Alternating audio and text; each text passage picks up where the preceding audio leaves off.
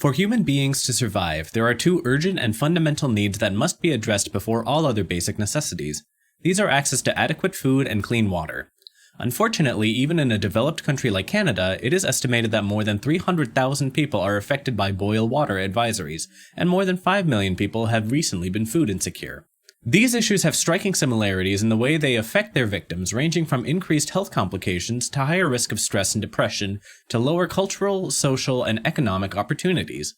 Additionally, while it may not seem so on the surface, food security and water security are inherently linked as related societal problems. For example, if a community lacks the water resources to irrigate their farmland, they are far more likely to be insecure compared to if they had access to a local food source. Worst of all, as a part of the causes and effects of climate change, both of these issues have been exacerbated nationally and globally through dying rivers, melting glaciers, fertile land becoming barren, irregular season changes, and harmful human and industrial activity. Therefore, it is more important now than ever that we create a sustainable and just system to ensure that all people can access adequate food and clean drinking water. With this in mind, here at Enactus Regina, we have developed two complementary projects to tackle food insecurity and water insecurity in Canada, which are called You Should Garden and Water Secure, respectively. You Should Garden is a local project that aims to teach people how to efficiently garden while also aspiring to build a network of community gardens that vulnerable groups and food banks can access. Our team has hosted a number of educational workshops that cover important environment topics like organic foods, composting, and pest control. We teach sustainable gardening techniques that result in an efficient use of water, minimal food waste, and increased food security. By teaching gardening, not only do we empower vulnerable people with the skills needed to make them food secure and self-sufficient, but this will also open up economic opportunities for them to become market gardeners. Due to the ongoing pandemic, we have successfully digitized our educational workshops and may be able to rapidly expand the reach of our educational resources beyond our city in the near future. In addition to education, we also provide free gardening supply kits to further reduce economic barriers to starting a food garden.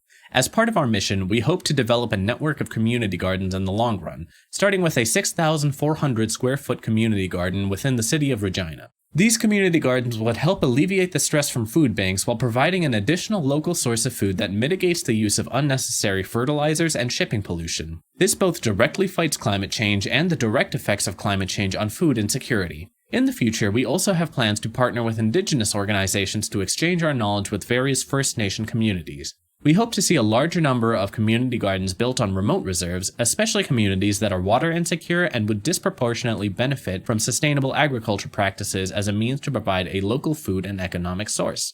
With regards to our metrics, we have hosted 5 workshops, donated 400 pounds of vegetables, educated 75 people, and supplied 25 people with basic gardening supplies. Our second project is called Water Secure, which hopes to increase data on water security in Canada while lowering barriers to testing water quality in remote communities. Currently, the federal and provincial guidelines for drinking water standards are split. This has led to data gaps, communication errors, and ineffective and fragmented civil services with regards to testing and treating drinking water or mitigating Canada's water advisories. Also, water samples are recurrently transported or flown into major cities, causing sample breakage, long lead times, and high transportation costs and emission pollution. As a solution to this issue, our team is designing a network of localized testing hubs that will be strategically placed between remote communities, which will be operated by trained personnel from the communities themselves. Furthermore, these testing hubs will be integrated with a digital water security monitoring web map, which will allow researchers, activists, and the general public to better understand Canada's water quality situation. This geographic information system data will be open source, and we hope to develop educational modules to allow people to better understand water insecurity and how to fight it. Furthermore, our web map will compile data from various government agencies and display key population health and environmental indicators for each community. In the long run, we aim to pursue a water testing services contract with the government, where they will be able to use data feedback loops from our web map to make more comprehensive and smarter water infrastructure investment decisions. This will accelerate Canada's pathway to being completely water secure in the future. Food and water are the two most important factors for human survival. Without them, we could not survive, and as time goes on, climate change will slowly take both from us if we do not deliver a serious response. We hope this video has been food for thought, and that you will support us in building a food and water secure Canada. Thank you.